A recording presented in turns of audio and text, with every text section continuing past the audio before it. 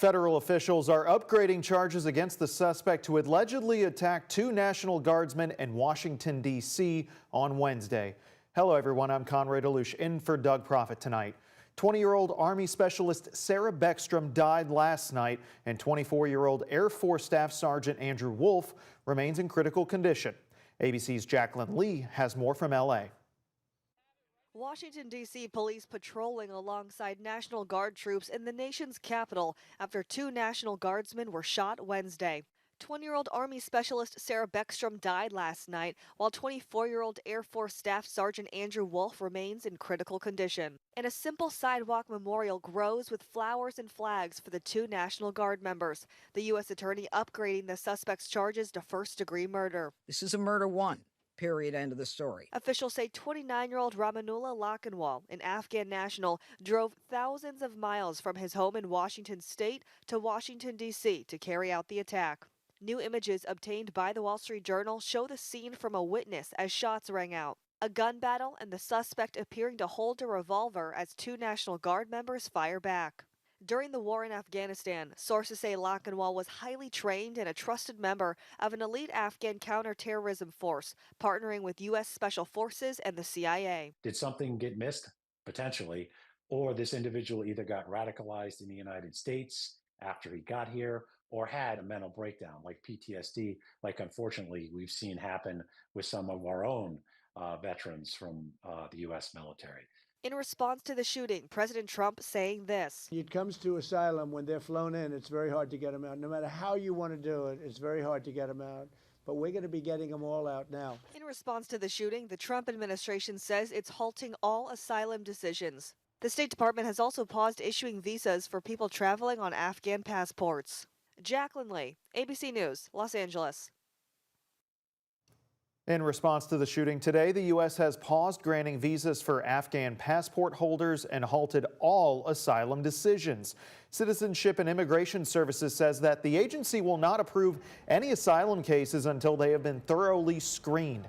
Records show more than 2 million immigrants are awaiting decisions on asylum or hearings. Again, the move comes as President Trump doubles down on aggressive immigration restrictions following the D.C. shooting.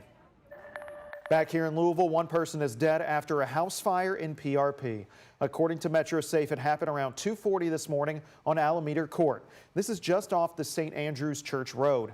PRP Fire Department did tell WHAS11 that someone died, but it's unclear the extent of the damage that the fire caused. As we learn more, we will update you on our free mobile app and at WHAS11.com. One man is dead after a shooting off Catalpa Street in the Parkland neighborhood. According to LMPD, this happened around 3 o'clock this afternoon. Officers found a man with gunshot wounds. They rendered aid, but say the man did die at the scene from his injuries. LMPD's homicide unit is investigating. Anyone with information can call the anonymous tip line. That's 574-LMPD. All right, Austin, it's time to get those Christmas decorations out. How's the forecast looking? Cold, especially tonight. Obviously, though it's almost midnight, so hopefully no one's doing Christmas decorations right now. But it's not going to really warm up. This weekend will actually be the warmest days of this forecast, but you're not going to like that number all that much because it's still not all that high. But that's one of the three things you need to know. We're staying clear and cold tonight. Now, what's new is we're looking into next week. It's looking fairly active, at least the beginning of the week. And what's next? A wintry mix possible beginning tomorrow late in the day. Here is a live look at the Louisville Metro from your Hughes and Coleman camera. It's part of our Shriners Children's Hospital camera network. It's a beautiful evening out there, looking out from inside because otherwise it's very, very cold. We're in the 20s in the metro area, and some of you are knocking on the teens here in a little bit. Shepherdsville, Bedford being the two lowest spots on the map. Satellite radar showing clear skies for now, but cloud cover is expected to increase tonight. Is that college kickoff forecast. And tomorrow I do understand that there's a Kentucky U of L game happening, and it is going to be pretty chilly. There's that chance for a wintry mix. The details on that and next week coming in my 7-day forecast.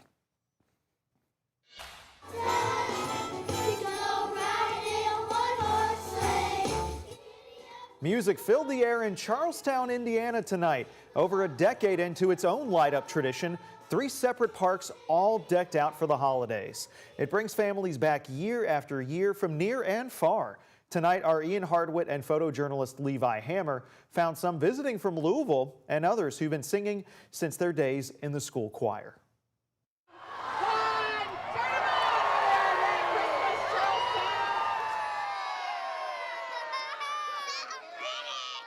It's beautiful. It looks really lit up. Charlestown rejoices, the city tree 55 feet tall.